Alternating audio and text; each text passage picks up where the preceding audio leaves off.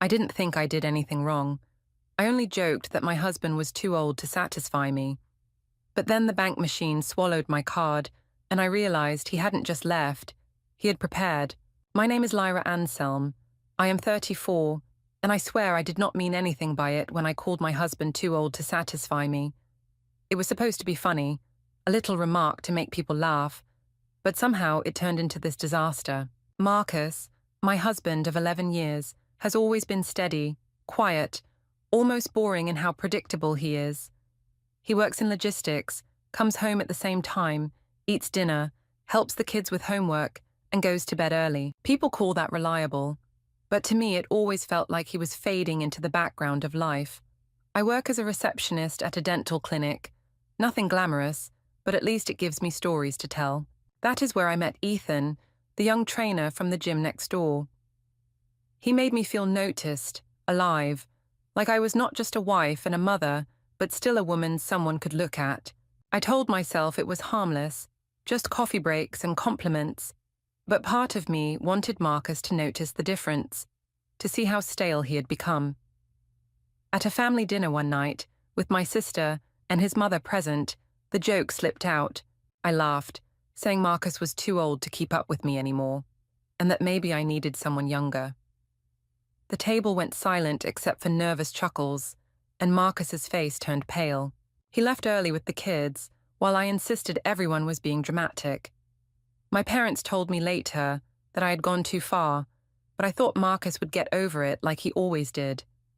What I did not know was that instead of sulking, he was planning.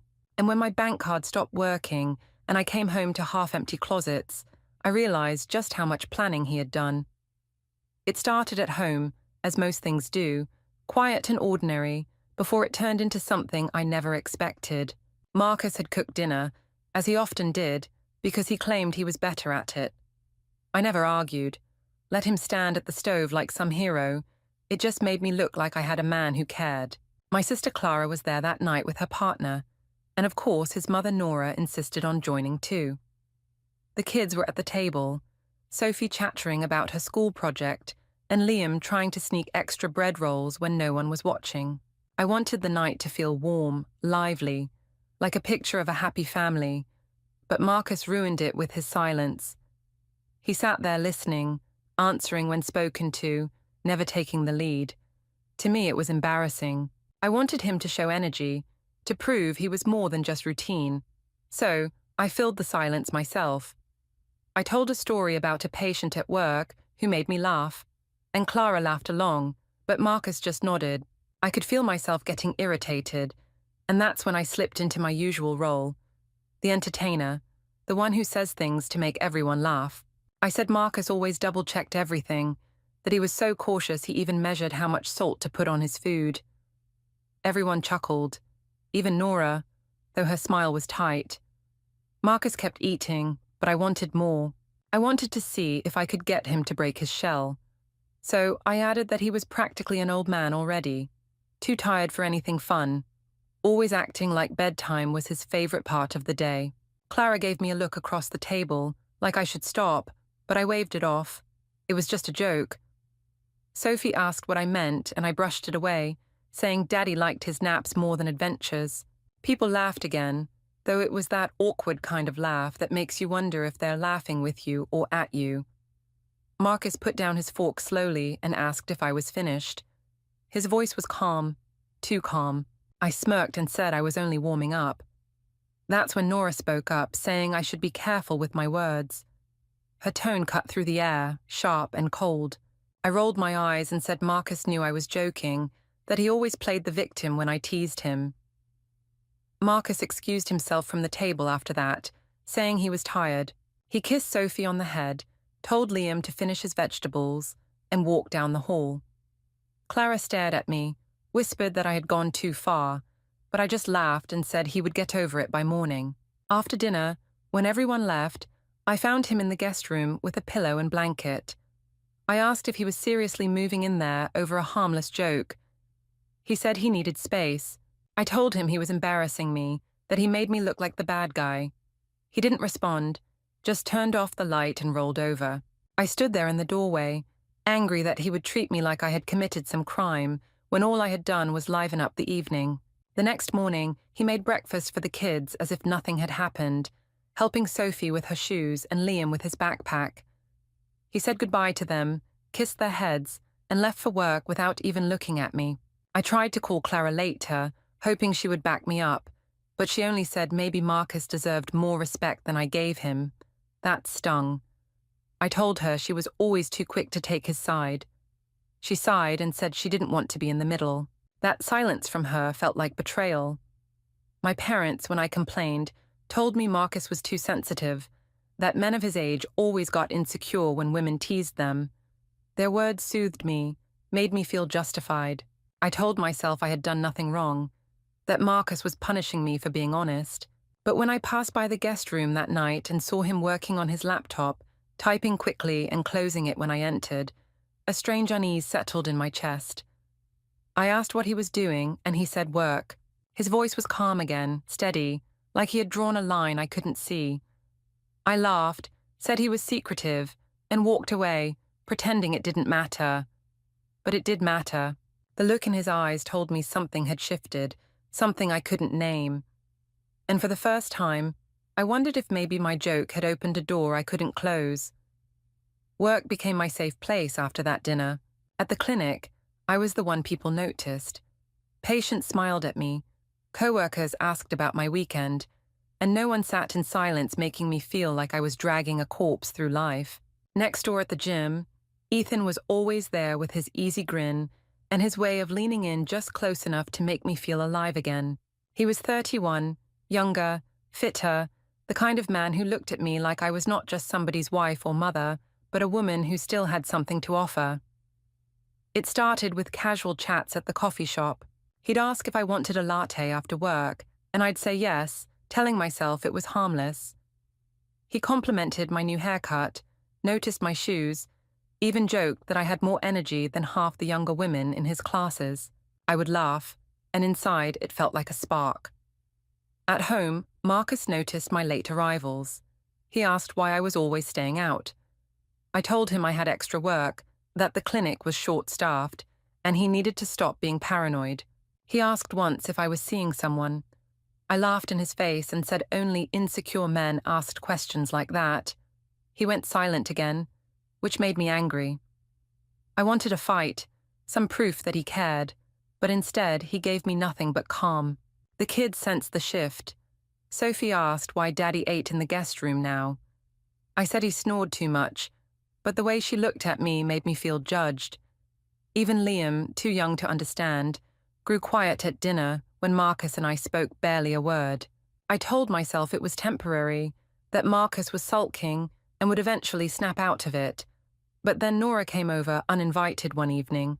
She sat in the living room, her face stern, and told me she had seen the way I spoke to her son at the dinner. She said I humiliated him in front of everyone, and that a man could only take so much.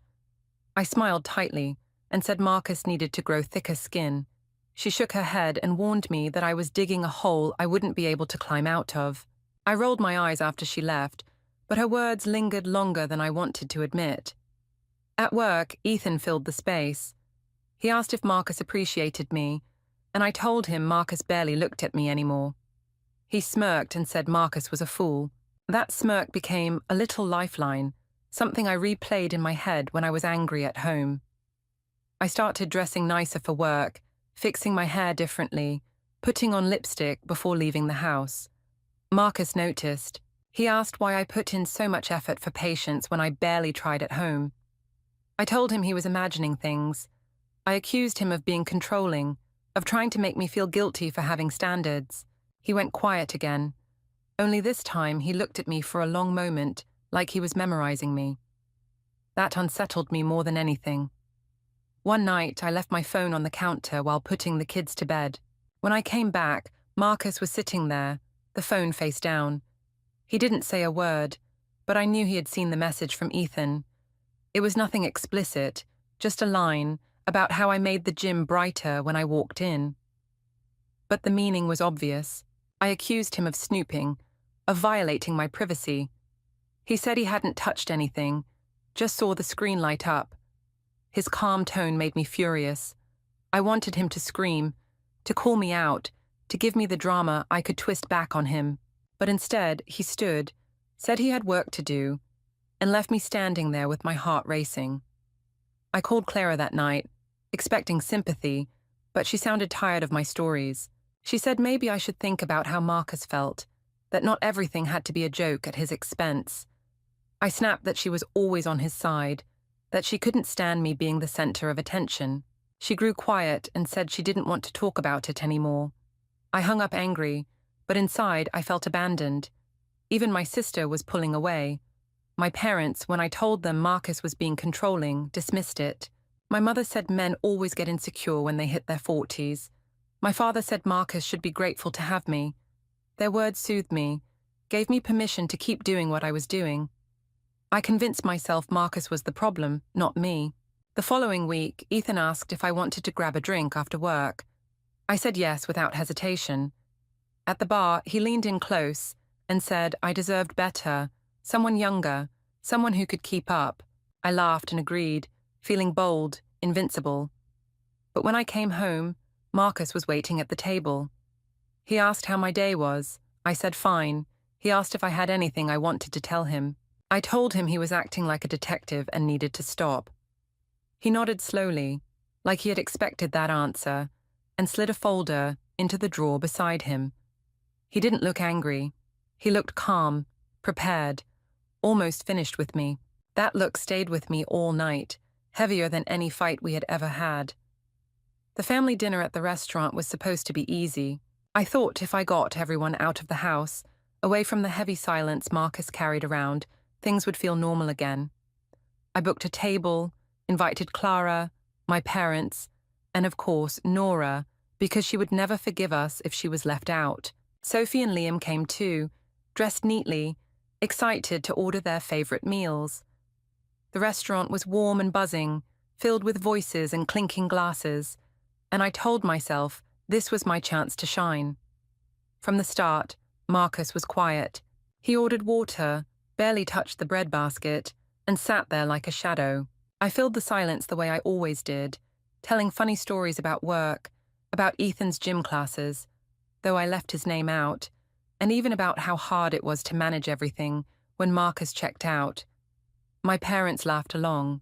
Clara gave me cautious looks, and Nora sat stiff as a board, clearly irritated. I couldn't help myself. I wanted the spotlight. I wanted people to laugh. So I leaned back in my chair, smirked, and said Marcus was getting too old to satisfy me. The words rolled out smooth, like I had rehearsed them, and the effect was instant. The table went silent. My father cleared his throat. My mother looked down at her napkin. Clara's eyes widened in shock. Sophie asked what I meant, and I brushed her off quickly, saying Daddy liked bedtime more than fun. The adults gave strained laughs, but the damage was done. Marcus froze, his face pale, his jaw tight. He didn't shout, didn't argue. He simply put his fork down and stared at the table for a long moment. The silence around us felt like a weight pressing down. I tried to laugh, to lighten it, saying he knew I was joking, but no one followed me this time. Even Clara whispered under her breath that I had gone too far. Nora's voice came sharp and cold, saying I had humiliated her son in front of his children, and that shame like this didn't wash off. I rolled my eyes, said everyone was overreacting, that Marcus should learn to laugh at himself, but the atmosphere never recovered. Marcus excused himself before the main dishes arrived. He told the kids it was time to go. They protested, but he insisted gently, and they followed him, their small hands clinging to his. He paid the bill quietly and left without looking back. I sat there, humiliated but angry, convinced he had overplayed it to make me look cruel. My parents told me in low voices that maybe I should be more careful, that the joke was a step too far. I told them Marcus was being dramatic, that I was just trying to keep the evening lively. Clara didn't say much more, just shook her head like she had given up on me. When I got home later, Marcus was already in the guest room with the door closed. I knocked, asked if he was seriously going to punish me over a harmless comment. He said from inside that it wasn't harmless, not to him, not to the children. His voice was steady, almost cold. I told him he was embarrassing me, making me look like the villain. He said I had done that myself. I wanted to argue, to drag him into a fight I could twist into my victory, but he stayed silent. That silence terrified me more than shouting ever could. Over the next few days, the house felt split in two. He handled the kids with tenderness, packed lunches, checked homework, drove them to school. With me, he was polite but distant, speaking only when necessary.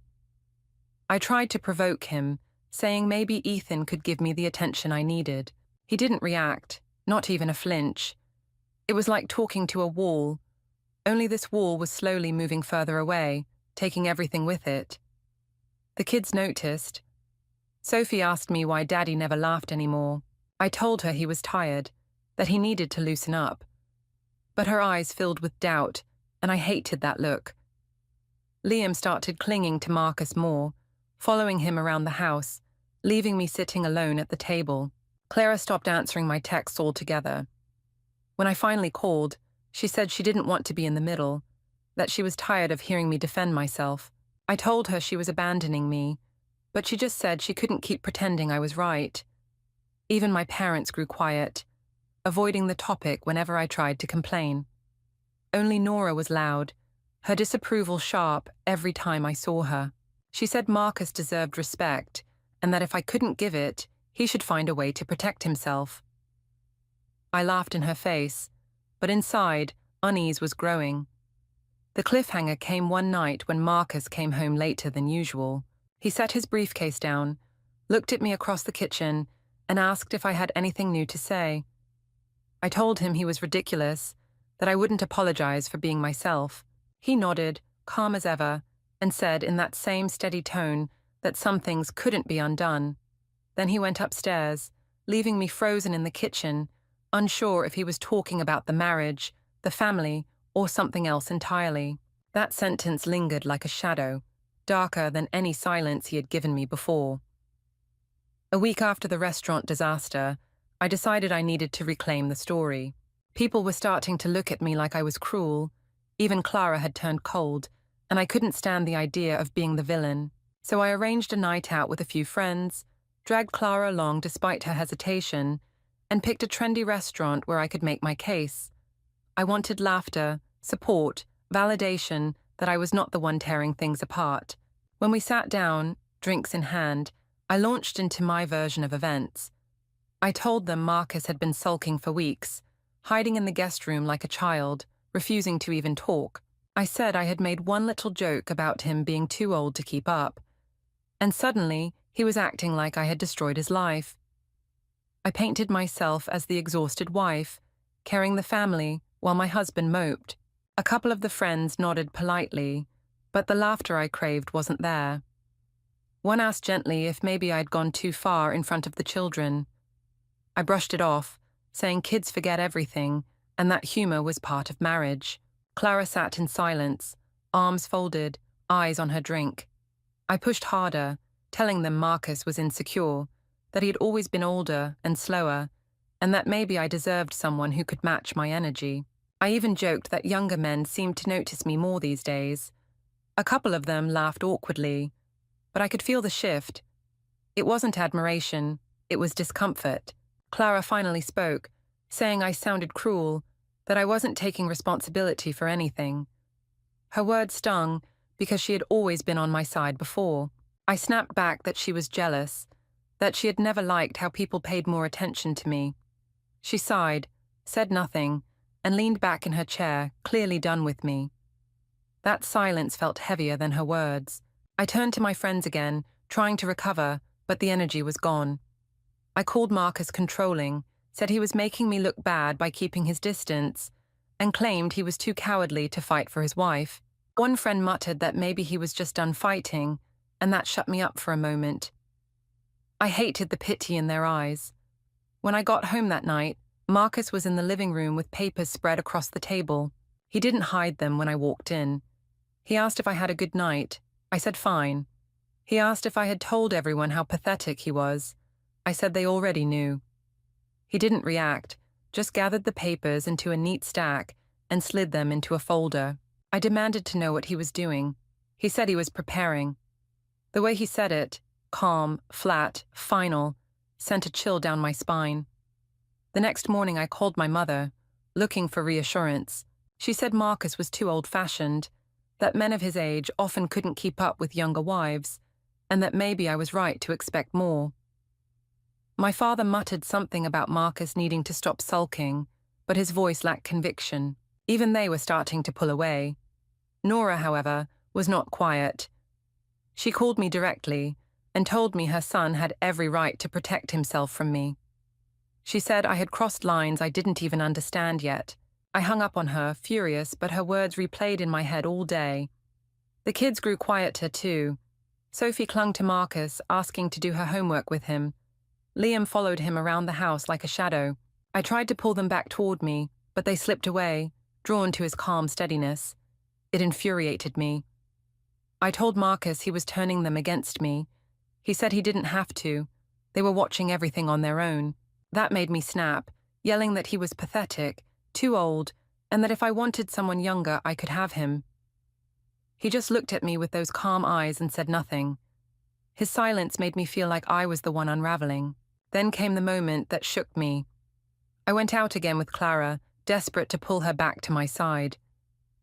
We sat together at another restaurant, me insisting Marcus was bluffing, that he wouldn't dare leave, that he was too dependent on me. Clara just looked at me sadly and said she didn't think I understood what he was doing. Before I could demand what she meant, a man walked up to the table. He asked my name, confirmed it, and handed me a thick envelope. My heart pounded as he walked away without another word. Clara looked at me with wide eyes as I tore it open. Inside were legal documents, divorce papers, custody petitions, financial disclosures, evidence lists. My hands shook so hard I nearly dropped them. Clara whispered that she had warned me. I laughed, forced and brittle, saying Marcus was bluffing, that he wouldn't go through with it. But inside, panic spread like fire. He wasn't bluffing. He had been planning all along. The calm, the silence, the folders. This was what it had all been leading to. And now, with the weight of the papers in my hands, I realized I wasn't in control anymore. Marcus was. The morning after I got served, I sat at the kitchen table, with the papers spread out in front of me, like they were some foreign language. Custody petitions, bank records, statements from people I knew, Clara, even Nora, all lined up in neat, cold print. Marcus moved around the house, as if nothing had changed. He poured cereal for Liam, packed Sophie's lunch, tied their shoes. He kissed them both on the head before school, calm as ever. I waited until the door shut behind them before I snapped. I asked him if this was his idea of a joke, dragging lawyers into our marriage. He said simply that it was not a joke, it was a plan. I laughed, sharp and defensive, and told him no court would take him seriously over a few little jokes. He didn't argue. He went to the counter, picked up a thick folder, and laid it on the table in front of me. My stomach turned as I opened it. Inside were screenshots of texts between me and Ethan, with dates, times, even little emojis highlighted. There were bank statements showing my late-night spending, matched against the times I told Marcus I was at work. There were notes about the family dinner, the restaurant, every public moment where I had mocked him, witness statements too. Clara's name was there, along with a friend from that night out. He had documented everything. I felt heat rising in my chest, but instead of admitting fear, I went on the attack. I accused him of spying, of stalking me, of trying to twist reality to make me look bad. He said calmly that he didn't twist anything. He just recorded the truth. I told him Ethan meant nothing, that it was harmless, just fun. He said the texts spoke for themselves. I tried to guilt him, saying he was traumatizing the kids by turning our marriage into a courtroom battle. He said the kids deserved stability, not lies, and that the court would see who provided that. His steady voice made me feel like I was shrinking, but I still refused to give in. I shouted that he was weak, that a real man would fight for his wife instead of hiding behind lawyers. He looked at me for a long moment before saying he wasn't fighting for me anymore. He was fighting for them, and for his own peace. Those words cut through me like a blade. Later that day, I called my mother, sobbing, begging her to say he was overreacting. She went quiet after I told her what was in the folder. She said maybe I should think about how far I had pushed him. My father muttered that Marcus had always been steady, and if he was going this far, it meant he had already made up his mind. I felt abandoned. Clara didn't even answer my call. Nora, though, didn't hesitate. She came over that evening, hugged Marcus in the doorway, and told him he was doing the right thing. She looked at me once coldly, before leaving with the kids to get ice cream. When they came back laughing and sticky-fingered, I felt like an outsider in my own home. That night, I tried again to argue with Marcus. I told him he was ruining us, that no one would believe his story. He quietly pulled out another set of papers, emails from the clinic showing I hadn't stayed late the nights I claimed to. He had checked. He had proof. I felt my world closing in. I tried to spin it again, saying stress had made me slip, that it was his constant coldness that drove me toward Ethan. He didn't even respond. He just gathered the papers, slid them neatly into the folder, and placed it back in his briefcase. I couldn't stand his silence, so I yelled louder, but it was like shouting at stone. The next day, when the kids were at school, Marcus sat me down at the table again. He said clearly that he was filing for majority custody. He said he had documented a pattern of humiliation, neglect, and lies, and his lawyer was confident. I tried to say Gareth meant nothing, but Marcus corrected me, his eyes steady. Ethan. He already knew the details I thought I had hidden. I wanted to scream, but all I could do was laugh bitterly, accusing him of planning this for years. He said he hadn't planned it, but he had prepared once he realized I would never stop. That night, as I lay awake in the bed alone, the silence of the house pressed down on me. I thought of every time I laughed at him, every time I rolled my eyes, every cruel little remark I passed off as humor. I told myself I was still in control, but deep down, I knew it was a lie. The cliffhanger came the following weekend, when Marcus packed the kids' overnight bags. I asked where he was going. He said to Nora's for the weekend. I asked if he was coming back. He looked at me with those unreadable eyes and said he would come back for his things. Then he walked out the door with Sophie and Liam, leaving me in the doorway with my heart pounding, the house already feeling too empty, and the folder still sitting heavy on the kitchen table. The day of the court hearing felt like stepping into someone else's life. I still believed I could talk my way out of it, that Marcus was bluffing, that a judge would see through his calm act and realize he was just a man too fragile to take a joke. I dressed in my best outfit, painted on confidence with my makeup, and told myself charm would carry me through like it always had.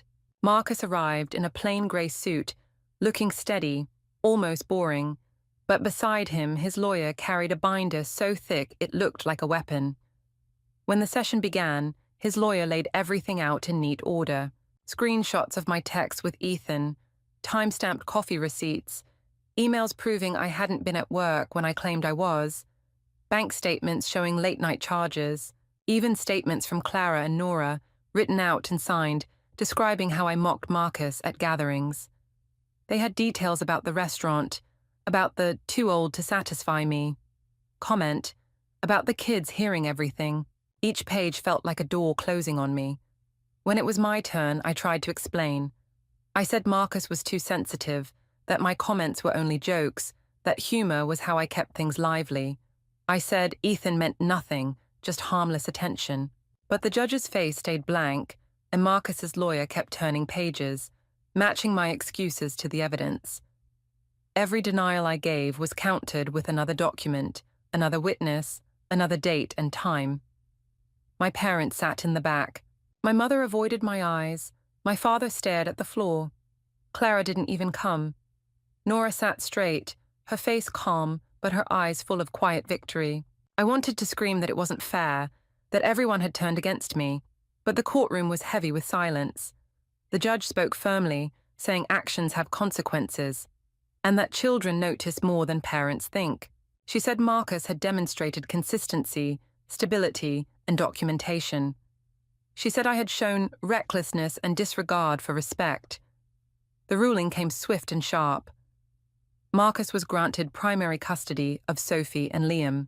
I would have visitation rights, scheduled and supervised if necessary. The financial ruling cut deeper. The joint accounts had already been secured under Marcus's name with court approval. The house would be sold, the proceeds divided, but his personal savings and retirement funds were protected because he had moved them legally before filing. I tried to argue, saying I was their mother, that I deserved more, that a few cruel jokes shouldn't erase everything. The judge looked at me with no expression and said this wasn't about jokes, it was about patterns. When the gavel fell, I felt like my chest was hollow. Marcus didn't smile, didn't gloat. He stood, shook his lawyer's hand, and walked out with the quiet dignity of someone who had already won long before the judge spoke. I followed him into the hallway, desperate. I asked if he was happy now, if he was proud to destroy his own family. He turned to me once, his face calm but his eyes cold, and said it wasn't him who destroyed anything. Then he walked away. My parents left without much more than a pat on the shoulder. My mother's hug was brief. My father said nothing. Clara texted later saying she couldn't watch me tear myself apart anymore. Nora passed by holding Sophie and Liam's backpacks in her hands, walking beside Marcus as if this had been inevitable all along. She didn't even glance at me. When I finally made it home, the house felt hollow. Closets half empty, drawers cleared, toys missing from the living room. On the counter sat Marcus's house key, laid neatly on top of a folded note that was completely blank. No words, no explanations, just silence. I grabbed my wallet, desperate for some proof that I still had control. At the store, I swiped my card. Declined. Tried again. Declined. The cashier looked at me with pity as if she knew. I walked out empty-handed, the reality pressing down like a weight I couldn't shake. Back home, the silence was unbearable. Every room echoed with absence. Sophie's drawings were gone from the fridge, Liam's shoes from the hallway. I stood in the middle of the living room staring at the empty spaces where life had been. And for the first time, I realized it was over. Marcus hadn't yelled, hadn't fought, hadn't broken. He had waited, documented, and taken everything quietly, legally, completely. And I, the one who thought I was clever, the one who laughed too loud, the one who thought words were harmless, was left with nothing but my own echo. Don't forget to hit like, subscribe, and turn on the bell so you don't miss the next story. Write in the comments from which city you are watching. We're watching. We're watching. We're watching. We're watching. We're watching.